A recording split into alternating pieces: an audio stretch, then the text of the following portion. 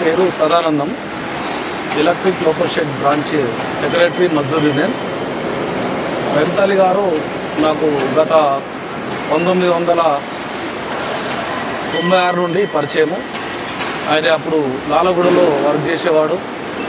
అక్కడ కూడా మద్దూరు యూనియన్లో చురుకుగా కార్యకర్తగా పనిచేసేవాడు. అక్కడ నుండి ఇక్కడికి 2004లో ఇక్కడికి ఈఎల్ఎస్ కాజీపేటకు రావడం జరిగింది.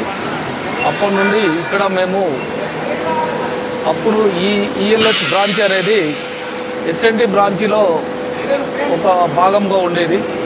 అందులో భాగంగా అతను నాతో పాటుగా అప్పుడు ఒక వైస్ చైర్మన్గా ఆ బ్రాంచ్లో కొనసాగిండు. అప్పుడు ఆ బ్రాంచ్లో నేను సెక్రటరీ ఉంటుంది. ఆ తర్వాత బ్రాంచ్ మారి ఎస్ఎన్టీ బ్రాంచ్ నుండి టెక్నికల్ బ్రాంచ్గా దీన్ని చేయడం జరిగింది. బ్రాంచ్ పేరు మార్చడం జరిగింది. ఈ ఈఎల్ఎస్ కూడా అప్పుడు ఎస్ఎన్టీ బ్రాంచ్లోనే విలీనమై ఉండేది. ఆ ఎస్ఎన్టీ బ్రాంచ్ నుండి టెక్నికల్ బ్రాంచ్గా మారిన తర్వాత కూడా రైమతల్లి గారు నాతో పాటుగా అక్కడ నేను ఆ బ్రాంచ్లో సెక్రటరీగా కొనసాగుతున్నా. అదే టైంలో రైమతల్లి కూడా ఇది అసిస్టెంట్ సెక్రటరీగా కొనసాగుతున్నాడు. దాని తర్వాత ఈఎల్ఎస్లో స్టాఫ్ ఎక్కువ కావడం వల్ల సపరేట్ బ్రాంచ్ కావాలని చెప్పేసి మేము పైన ఒత్తిడి చేయడం వల్ల మాకు ఈఎల్ఎస్ బ్రాంచ్ సపరేట్ అయింది. సపరేట్ అయిన తర్వాత కూడా నేను ఈ బ్రాంచ్కి సెక్రటరీగా కొనసాగుతున్న క్రమంలో రైమతల్లి గారు ట్రెజరర్గా కొనసాగుతున్నారు.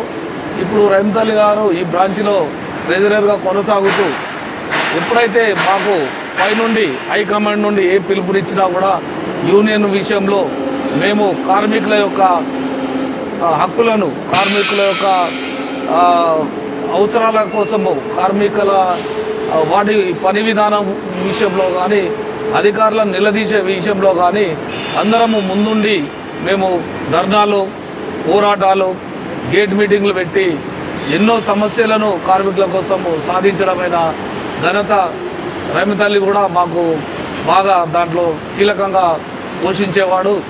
ఈరోజు యూనియన్లో ఇలాంటి సీనియర్ నేత వెళ్తున్నాడంటే మేము చాలా బాధపడాల్సిన విషయం. కాబట్టి రైల్వేలో రిటైర్మెంట్ అనేది తప్పదు.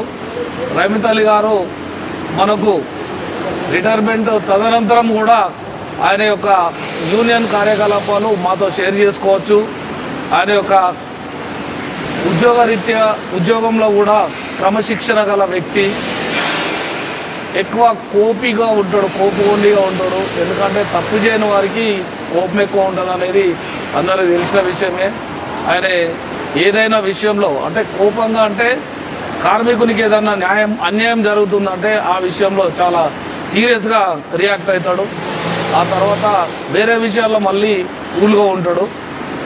ఆయన ఉద్యోగంలో కూడా అందరి మన్ననలు పొంది ఈరోజు అతను రిటైర్మెంట్ అవుతున్నాడు అంటే ఇక్కడ అంత సీనియర్ టెక్నీషియన్ కానీ అతని యొక్క సీనియారిటీ యూనియన్ కూడా చాలా కోల్పోతున్నట్టు బాధగా ఉంది.